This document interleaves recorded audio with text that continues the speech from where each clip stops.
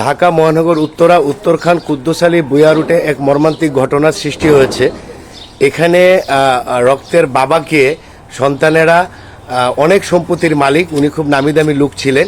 সন্তানেরা ওনাকে এখন সম্পত্তিগুলি নেওয়ার পরে এখন আর বাবাকে ওনারা দেখেন না। বাবাকে এমন একটা জায়গায় নোংরা একটা পরিবেশে বন্দি করে রাখছে। এই যে দেখেন অবস্থা, এই যদি হয় সমাজের অবস্থা, আইন এখানে, আইনের কি কথা বলবো, আইন এখানে নীরব কেন, এটাই আমার প্রশ্ন। আইনের দুয়ারে গেছে কিনা তাও জানি না। এখানে এই সমাজের আজকে ঢাকা মহানগর উত্তরের উত্তরখানের থানা প্রতিনিধিরা, বিএনপির থানার প্রতিনিধিরা আসছেন, সম্মানীয় ব্যক্তি, আরও অনেক লোকজন আসছেন এখানে। আপনারা সরজমিনে এসে ওনাকে উদ্ধার করার জন্য আমরা সহ আসছি। আমরা একটু কথা বলবো উত্তরখান থানা যুগ্ম আহ্বায়ক সফিল উদ্দিন ভুইয়ার সাথে। আচ্ছা সফিল সাহেব, বিষয়টা কি আপনার মহল এলাকায়? আসলে বিষয়টা আমরা জানতাম না, খবর পাইলাম আজকে, যে সরজমিনে একটু দেখি, মানে দেখার পরে আমরা চিন্তা ভাবনা করবো এটা কী করা যায়। তো এইভাবে তো একটা মানুষকে, সুস্থ একটা মানুষকে বন্দি করে রাখবে, ঠিক আছে, কিন্তু একটা সুস্থ মানুষকে এইভাবে বন্দি করে রাখবে এটা কোনোভাবেই কাম্য না। একটু এদিকে আসেন প্লিজ।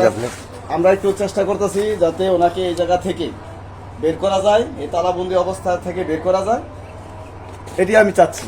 এখন ওনার সন্তানদের খবর দিচ্ছি যে আসুক, আসার পরে আমরা ব্যাপারটা নিয়ে বসবো। আচ্ছা, ধন্যবাদ। এখানে আরেকজন নেতা আছেন বিএনপির মহানগর উত্তরের উত্তরখান থানার যুগ্ম আহ্বায়ক রশিদ ভুইয়া। ভাইয়া, আমি একটু জানতে চাচ্ছিলাম, এই যে অবস্থাটা আপনার এলাকায়, আপনার বাড়ির পাশেই বলতে গেলে, এটার ব্যাপারে আপনাদের পদক্ষেপ কি ছিল? এর আগে কথা বলছিলাম জি ওনার ছেলের সাথে, মেয়ের সাথে।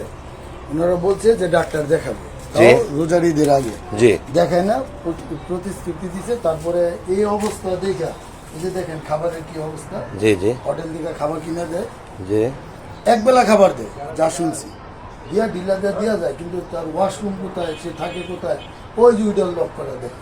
কি অবস্থা, উনি এই অবস্থায় পড়ে রয়েছে। এই এলাকায় আমাদের বড় ভাই, ওনার অর্থ প্রাচুর্য কেমন আছে, এই ব্যাপারটা জায়গা সম্পত্তি এই যে দেখেন এগুলো ভাগ করে দিচ্ছে। ওনারা 3 ভাই, যার যার ভাই ভাগ করে দিচ্ছে। 2 ভাই খুব চেষ্টা করছে, খাওয়াইছে, ইয়ে করছে। যখন জমিটা ভাগ হয়ে গেছে, তার মেয়ে এবং মেয়ের জামাই এই জমির ভাড়াটারা যা আছে সব নিয়ে যায়, তার কোনো খাবার দেয় না, কোনো যত্ন নাই, কোনো কিছু নাই। সে একটা মানসিক প্রতিবন্ধীর মতো রেখে দিচ্ছে, কিন্তু সে সুস্থ। এর আগে তোর আব্বা, আমার মানে পাড়া প্রতিবেশী চাচা, ওনার চিকিৎসা করছে, ভালো হয়েছে, কিন্তু উনি মারা যাওয়ার পরে এই অবস্থা, আজকে 6 মাস যাবত এই অবস্থায় করে রাখছে। এখন আপনারা কথাও বলছি, আমাদের কোনো পাত্তাই দেয় না। এখন আপনাদের করণীয় কি, আপনারা কি করতে চাচ্ছেন? যে আমরা এখন কথা বলছি, আপনার মাধ্যমে বলছি, এখন আইনগত ব্যবস্থা আপনারা নেবেন, আমরা সর্বোচ্চ সহযোগিতা করব ইনশাআল্লাহ। ইনশাআল্লাহ। জি, আসসালামু আলাইকুম। আদারল্যান্ড 24, মাতৃভূমি, বিশ্ব সংবাদ 24 ঘন্টা।